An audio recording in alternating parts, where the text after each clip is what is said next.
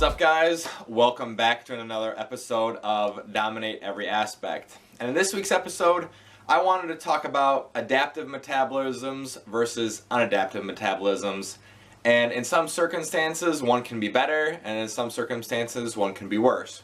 So let's talk about prep. As you guys know who have been tuning into my videos lately, that I didn't have to change my numbers, I should say, for 12 weeks.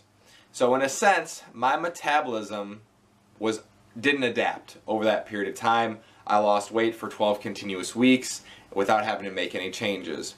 My body has since adapted, but once again, 12 weeks is a long time. So I would consider my metabolism at this point right now unadaptive. Because the people that have to make the changes week to week to week to week, that means when you lower your numbers and then your weight stalls, or maybe you're on them for a week or two, then your metabolism adapts to those numbers again, then you're back at baseline. Well, my metabolism right now is unadaptive, at least at this point in my prep. Now that can change over time.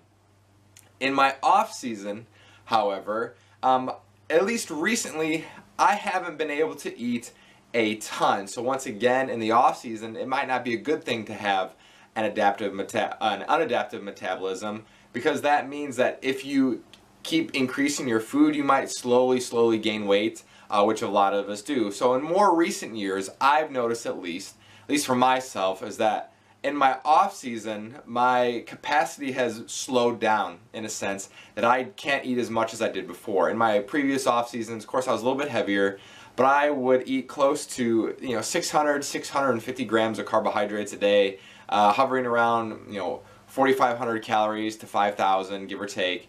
This more recent off season that I'm coming off of in this contest prep, I hovered around 4,000 calories a day, maybe just under that, 3,800 to 4,000. I would say it's not a huge difference, but I would say that in the off season, my metabolism definitely changed as I've gotten older since the last time that I've prepped.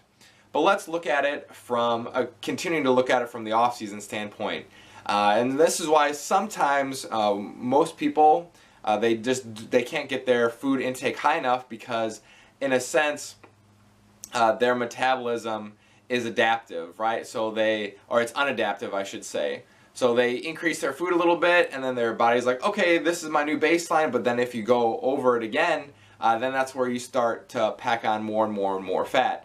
In contest prep, if you have an adaptive metabolism, that actually might be a bad thing, because it's going to make you have to make changes all the time, and that's where you see some people, they literally have to make changes every single week. Now, some of my clients have to do that as well. But for myself, at least, I've gotten away with it for the time being. Now, that doesn't mean that it's not going to change.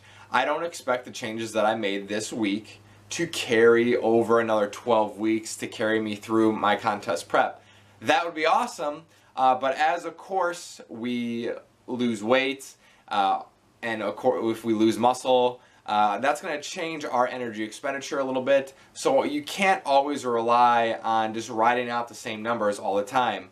As we know, things change as we lose more weight. Obviously, a lighter person, so like myself, I'm probably burning less calories at this point than I was 10 pounds ago, because once again, I'm not carrying that around. So all the steps that I was taking before, I'm carrying 10 pounds less per step, and that's going to add up over time. Just a smaller person, their energy expenditure is not going to be as great as a heavier person. And yeah, granted, it might be 10 pounds, but let's look at it for the entirety of the prep. At the beginning of my prep, I was 194 pounds. By the end of my prep, I might be 164 pounds. So that's a 30-pound difference. So imagine the energy expenditure from having to lug around 30 extra pounds with you all day long. So that's just a very small contributing factor to people's metabolisms changing over prep, or energy expenditure over prep. And in regards to your own individual metabolism, it might be adaptive at certain points, it might be unadaptive.